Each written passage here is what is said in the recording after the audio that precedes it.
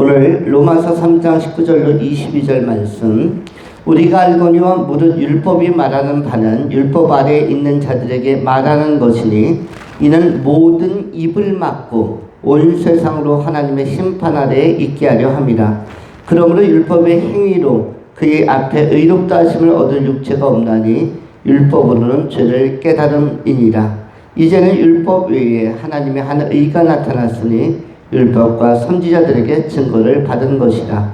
곧 예수 그리스도를 믿음으로 말미암아 모든 믿는 자에게 미치는 하나님의 의니 차별이 없느니라. 아멘. 오늘은 하나님의 한 의라는 제목으로 말씀을 전합니다. 세 가지로 말씀을 나눠 정돈합니다. 첫 번째, 유구무원. 유구무원. 달리 표현하면, 본문에 있는 표현대로 하면 입을 막고입니다. 입을 막고. 입을 막고 유구무원. 두 번째는 심판 아래. 심판 아래. 19절에 나와 있는 말씀들입니다. 또한 세 번째는 하나님의 의. 이것은 22절에 나와 있습니다. 그래서 오늘은 19절과 22절 중심으로 말씀을 전하도록 하겠습니다. 먼저 생각하는 것은 유구무원에 관한 것입니다.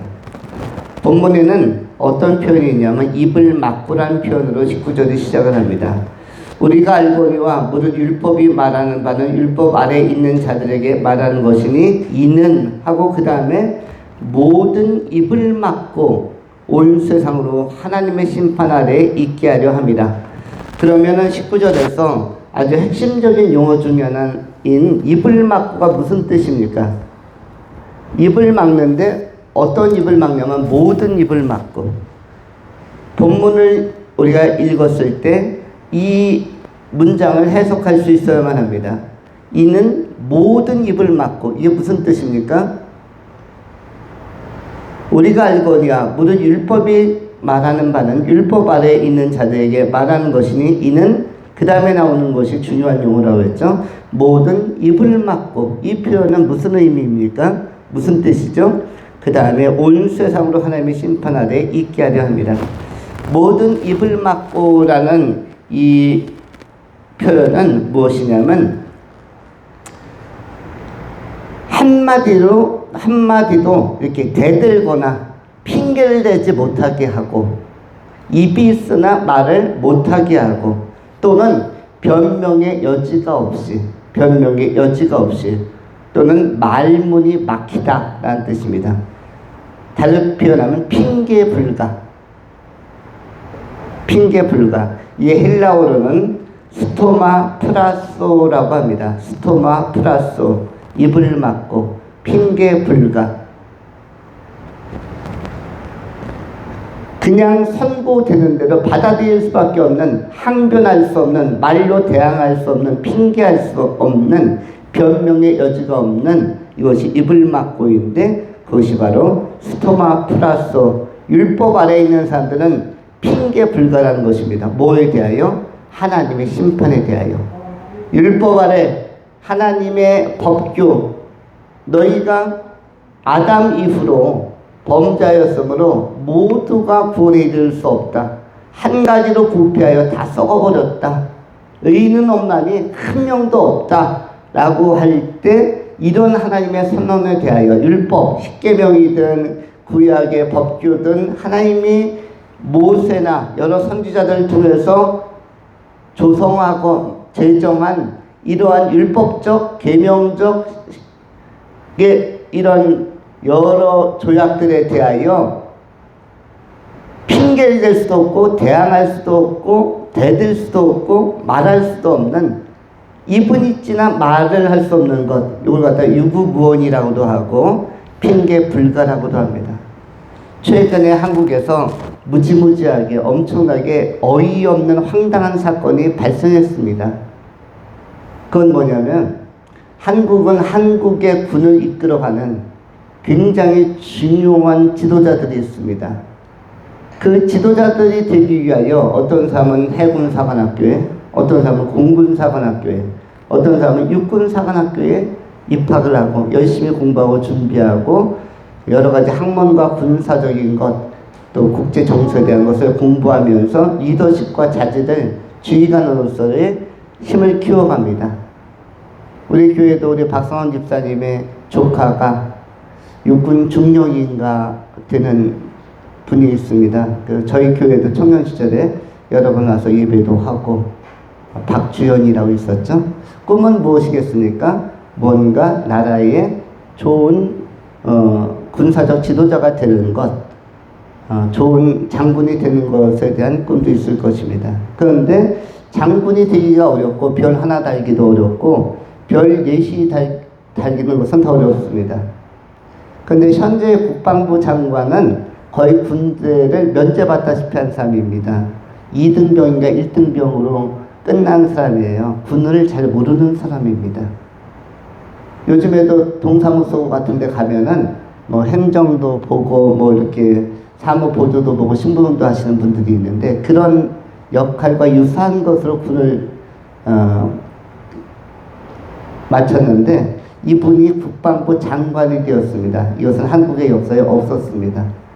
그런데 한국의 군대는 되게 중요합니다. 북한과 핵탄두를 이고 사는 우리로서는 휴전선을 경계에 두고 분단 국가로 아직 종전이 아니라 휴전 상태 속에서 대치 상태입니다. 그리고 최근에 북한 군들이 일부 휴전선 부근에서 이렇게 기습을 감행해서 한국의 하사관 한 명이 죽었다는 뉴스도 있습니다. 그런데 이 즈음에 한국의 대장들이 총 몇 명이냐면 7명이 있습니다. 별 4개인 포스타가 4명이 있는데 4명을 일시에 강제 퇴역을 시키는 일이 아주 작금에 한 주 사이에 발생했습니다. 누가? 2등병이 누구를 30년 가까이 한국의 혁혁한 군사체계의 수뇌부들을 공로를 세우고 실력을 인정받고 리더십을 발휘한 사람 7명을 한 명도 안 남기고 그 가운데는 한미연합 사령부를 이끄는 부사령관도 있고 각 대장들을 육해공군의 대장들을 전부 다 직위 면제를 시키거나 아니면 퇴역시키는 일이 있었습니다. 그런데 일반적으로는 이거는 큰 뉴스가 되어야 하고 한 명만 강제 퇴역을 시켜도 여러분 회사에서 여러분이 중역인데 중요한 보직을 맡고 있는데 갑자기 회사에서 나가라 하면은 여러분은 뭘로 고발 고소를 합니까? 부당해고나 이런 걸로 여러분들은 소원을 아뢰고 뭐 행정적인 뭔가를 밟을 것입니다. 그런데 1명도 아니고 2명도 아니고 3명도 아니고 4명도 아니고 5명도 아니고 6명도 아니고 7명 육해공군의 대장은 별 3개 중장과도 다르고 소장과 별 2개와도 다릅니다. 각 사관학교에서 아마 다 수석으로 졸업한 사람들이고 지금까지 굉장한 실력을 인정받은 사람들이 7명을 동시에 퇴역을 시키는 것은 이것을 뭐라고 이야기합니까? 이거는 쿠데타 혁명이라고 하는 것입니다. 이번에 트럼프가 이재명 대통령을 만나면서 만나기 3시간 전에 SNS에 뭐라고 멘트를 하나 날렸습니까? 대한민국에서 뭐가 발생하는 것 같다. 뭐가 발생하는 것 같다. 그 중에 뭐였습니까? 숙청과 혁명이 발생하는 것 같다. 혁명은 다른 말로 표현하면 쿠데타라는 것이고요. 숙청이라는 것은 목을 치는 것입니다. 그런데 지금 목은 여러 명이 아마 아주 치명적으로 목을 잘린 사람이 많지만 그 중에서 무고한 장군, 공군의 장군, 해군의 장군이 무슨 큰 죄가 있을까요? 장군도 그냥 보통 장군이 아니라 별 하나부터 장군인데 대장들입니다. 이것은 굉장히 큰 심각한 문제입니다. 그것도 정상적인 지휘체계와 또 실력을 인정받아서 국방부 장관이 된 사람이 아니고 어떻게 보면 부당하게 낙하산으로 내리꽂히는 사람이 이 숙청의 그 칼잡이가 된 것입니다. 그런데 이런 것을 갖다 뭐라고 그러죠? 이것을 구테타 내지는 이것은 거의 내란급에 해당하는 굉장히 국가를 괴멸시키는 위험한 것입니다. 만약에 그 장군들이 대장들이 다 빠진 상태 속에서 바로 전쟁이 발생하면은 이 전쟁은 그냥 보나마나 거기서 끝나는 것입니다. 다른 장군들, 대장들 누구를 또 뽑을까 고민하는 사이에 전쟁은 3, 4일 만에 끝날 수가 있습니다. 굉장히 위험한 시도를 한 것이고 이러한 발상을 제시하고 실행하는 것은 굉장히 위험한 시도입니다. 그런데 이 이야기를 하려고 하는 게 아니라 이 이야기를 하려고 하는 것이 아니라 무엇을 이야기하려고 하냐면 이 장군들의 입장, 대장들의 입장에서 이야기하는 것입니다. 무엇이다? 말을 한마디도 안 하고 있어요. 물론 어이가 없어서 말을 안 할 수도 있겠죠. 어이가 없어서 말을 안 할 수도 있고 동시에 어떠한 큰 위압적인 권수에 눌려서 말 한마디 안 하고 있거나 못하고 있다고 할 수가 있습니다. 한 명도 아니고 7명이 기자회견하면 얼마나 국내적으로 국제적으로 센세이션 하겠습니까? 이 폭발력은 엄청날 것입니다. 왜냐하면 별들 7명이 모여서 기자회견이 아니라 그냥 대장들입니다. 그 각 군대의 최고 우리나라의 대장 7명밖에 안 되는데 그 대장들이 기자회견 국내외 외신 다 불러다 놓고 하면은 나라가 뒤집어지는 큰 사건으로 국제화될 수가 있습니다. 그렇지 않아도 트럼프가 굉장히 민감하게 한국을 다루는 상황에서 이번에도 관세 협상에 가서 문서 하나 작성하지 않고 한국은 그냥 25% 그대로 세금 내면서 진행되는 상태인데 굉장히 위험한 일입니다. 왜냐하면 이 일을 왜 하려고 하냐면 입법, 사법, 행정은 한 손에 넣은 것 같은데 군이 안 들어온 것 같아요. 그래서 군까지 넣어야 뭔가 도모하고 추구하는 것을 할 수 있다고 판단했기 때문일 것입니다. 여기서 왜 이 대장들이 한마디도 하지 않는가 하는 것이고 어떠한 위세에 눌려있길래 말을 하지 않는가. 그런데 이렇게 어떠한 절대적 위세에 눌려서 말을 하지 않는 것을 갖다가 오늘 본문에 나오는 스토마 프라소라고 하는 것입니다. 뭐가 있는데도 입이 있어요. 입이 있는데 19절에 나오는 것처럼 모든 입을 어떻게 했다? 막았다라고 되어 있습니다. 모든 입을 막았다. 입을 뻥끗도 하지 않습니다. 사람은 아프거나 아니면은 억울하면은 한마디라도 하게 되어 있습니다. 비명이라도 지르게 되어 있고 억울함을 호소하기도 하고 아니면 어떤 헌법재판소에 이것이 부당한 것인지 정당한 것인지 제소에서 권한에 대한 어떤 쟁의 심판을 그 결과를 다 구할 수도 있는데도 불구하고 한마디도 하지 않고 있습니다. 이것은 어떠한 말의 여지가 없는 언급의 여지가 없는 말문이 막히는 그런데 그것이 무엇이다? 스토마 플러스 다시 표현하면 그냥 그런 명령과 통지문이 내려왔으면 그대로 그냥 실행되는 것이라는 어떤 숙명적인 받아들임 이런 모습을 의미하는 것입니다. 그만큼 지금 얼마나 위압적인 분위기 안에서 나라가 돌아가는지를 보여주는 단면이라고 할 수가 있습니다. 우리는 정치 이야기를 하려고 하는 게 아니라 군인들 이야기하려고 하는 게 아니라 그런데 율법 아래 있는 사람들 죄 가운데 있는 사람들 죄인이라고 판명을 받은 사람들이 바로 하나님의 심판대 앞에서 이렇게 변명의 여지가 없는 입을 한마디도 뻥끗할 수 없는 스토마 플라소의 상태에 있다는 것입니다. 특별히 우리가 이 땅을 떠나 영혼이 떠나 하나님의 심판대 앞에 이르면 어떤 상태가 됩니까? 스토마 플라소의 상태가 됩니다. 변명의 여지가 없고 입을 한마디도 열지를 못합니다. 뭔가 하고 싶은 말이 있을 텐데 내가 예수를 안 믿은 건 내가 제대로 못 믿은 무슨 이유가 있었습니다.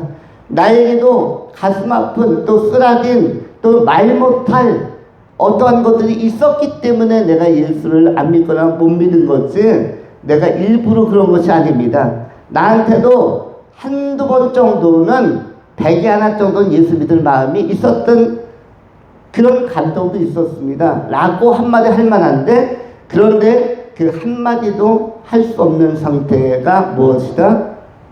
유구몬, 입은 있지만 말을 못하는 것, 말을 안 하는 것, 스토마 플라소라는 것입니다. 그것이 어디에 나와 있다고요?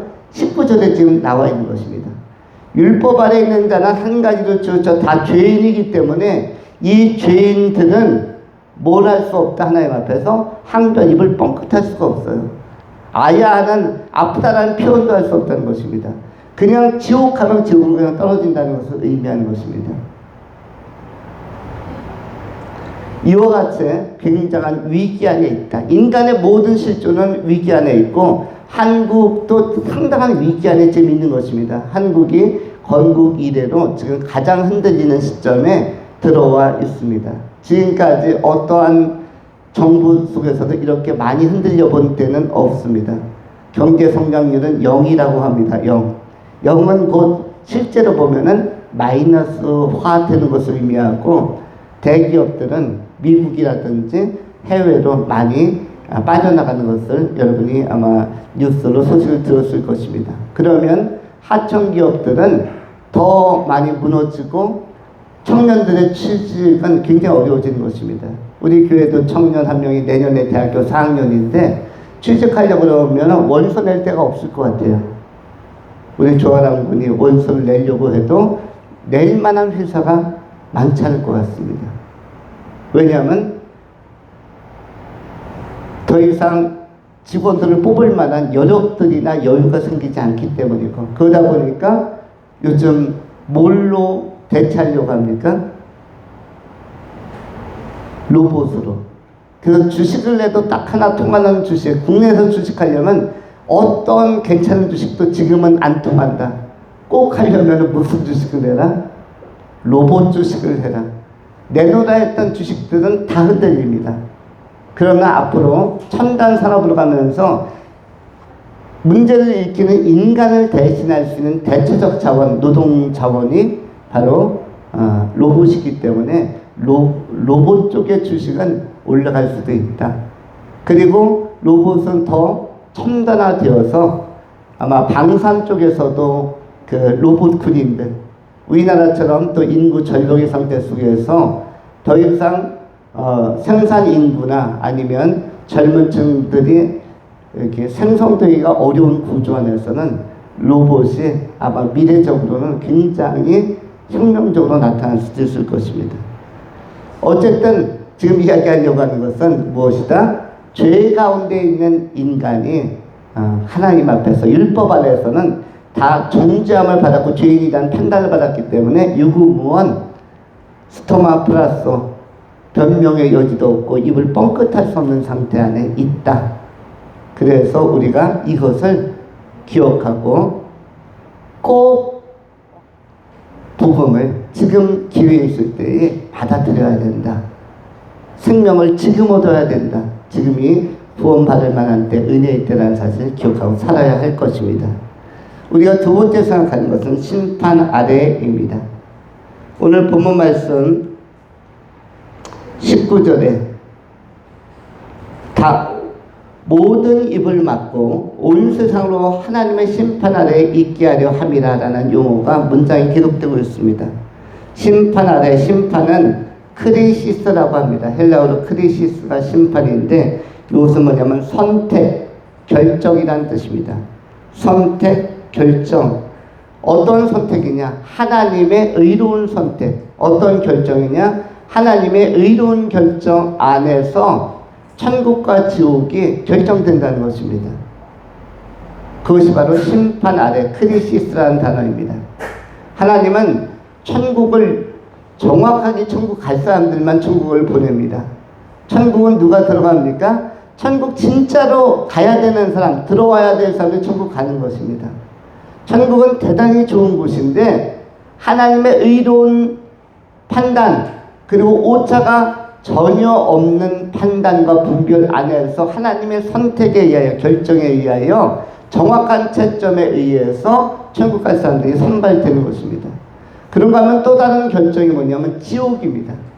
지옥이라는 것도 마찬가지인데 하나님의 의로운 결정에 의하여, 의로운 분별과 의로운 판단에 의하여 지옥 갈 사람들이 또한 역시 결정이 되는 것입니다. 그것을 갖다가 뭐라고 얘기합니까? 헬라어로 크리시스라고 하는 것입니다. 심판 안에 있다는 것입니다. 그런데 여기서 우리가 염두에 둘 것은 천국 갈 사람보다 어디 갈 사람이 더 많다? 지옥 갈 사람들이 더 많다는 것이 심각성을 제시하는 문제입니다. 우리는 절대로 지옥에 가면 안 됩니다. 절대로 지옥 가서는 견딜 수가 없습니다. 지옥은 인간이 갈 수 있는 곳이 아니고 가서 견딜 수 있는 곳이 아닙니다. 우리는 모두 다 예수를 믿되 바르게 믿고 복음을 깨닫되 바르게 깨닫고 다 어디로 가야 됩니까? 천국으로 가야 하는 것입니다. 예수 믿고 천국에 가는 것은 매우 중요한데 가장 중요한 것입니다.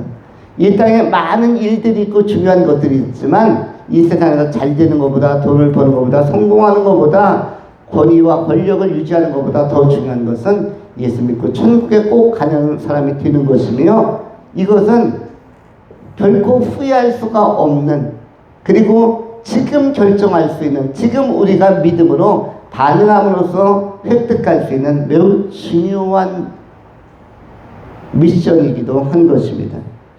우리가 이 선택과 결정이 의로우신 하나님의 판단 안에 있음을 알고 하나님의 경외하는 마음 가지고 다시금 온전하고 순전하게 서야 할 것입니다. 복음을 깨닫되 바르게 깨닫고 예수를 믿되 바르게 믿고 하나님 앞에 나가되 바르게 나가고 헌신하는, 그럼에도 불구하고 오직 예수를 잊지 않고 예수님과의 관계를 잃어버리지 않는 그리스도와 동행하는 사람들, 하나님과 동행하는 여전히 사랑받는 사람들이 다 되실 수 있기를 축원합니다. 세 번째로 하나님의 의에 관한 것입니다. 오늘 본문 말씀 21절로 22절에는 하나님의 의라는 표현이 나와 있습니다. 21절로 22절을 같이 한번 읽어보겠습니다. 시작.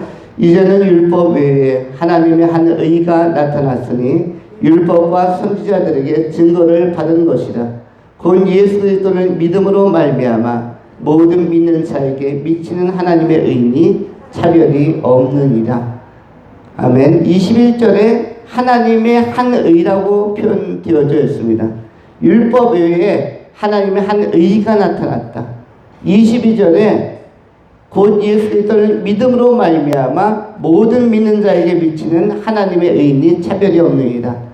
21절에도 뭐가 나오고 하나님의 의가 나오고 22절에도 하나님의 의가 나왔습니다. 그러면 하나님의 의는 무엇인가? 하나님의 의라는 것은 어디로부터 출발했는가? 이것은 22절에 잘 소개되어 있습니다. 율법이라는 진단적 기능 이외에, 21절에 율법이라는 진단적 기능 이외에 복음이라는, 하나님의 의라는 처방적 기능, 치료적 기능, 병원에 가도 여러분 진단의 기능이 있고 처방의 기능이 있죠. 진단하고 처방해서 치료하는 것이 구별이 됩니다.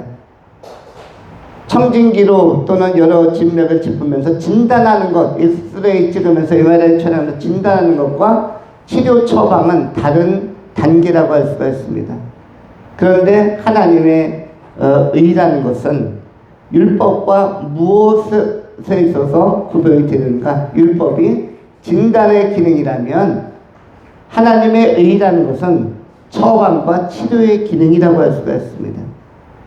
율법은 진단입니다. 진단은 이 병원 저 병원 여기저기에서 이 의사 저 의사에게 많이 진단받아도 진단은 어떠한 증세를 파악하는 과정이지, 절차이지 절대로 치료가 아닌 것입니다.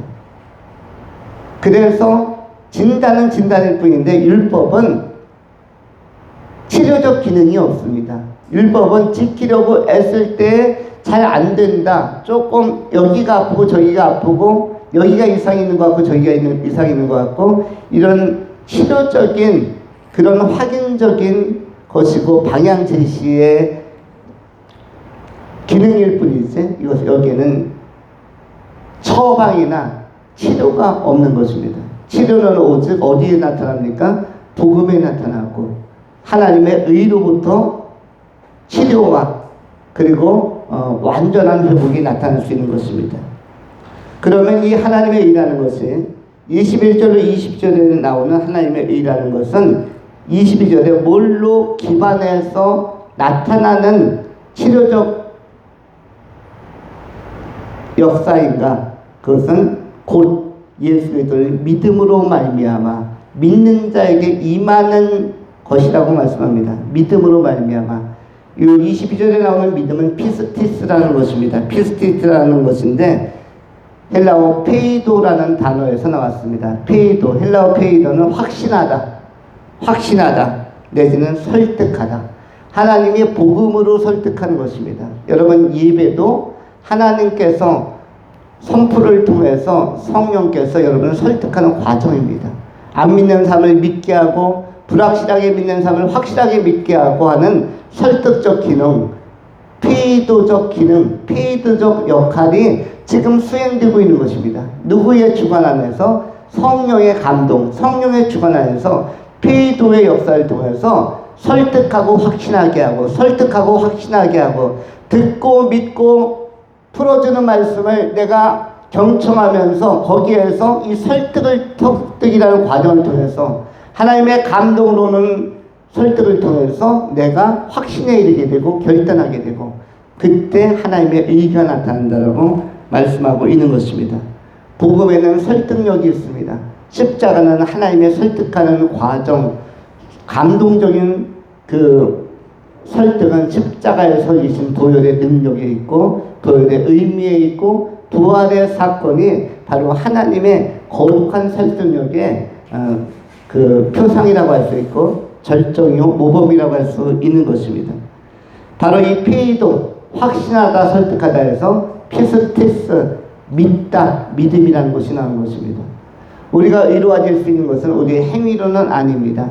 율법으로도 아니고 계명을 잘 지켜서도 아니고 선행으로도 아니고 오직 복음을 믿을 때 하나님의 설득을 받아들이고 말씀을 통해서 나를 구원하시고 나를 사랑하시고 나를 회복하시려고 하시는 나를 치료하시려고 하는 하나님의 설득을 받아들이고 그 복음을 내가 수용하고 깨달을 때 믿고 확신할 때 이 믿음이 우리를 하나님의 의로 이끄는 것입니다. 이른바 칭의, 하나님께서 의롭다고 칭찬해 주시고 칭송해 주시고 일컬어 주시는 것입니다.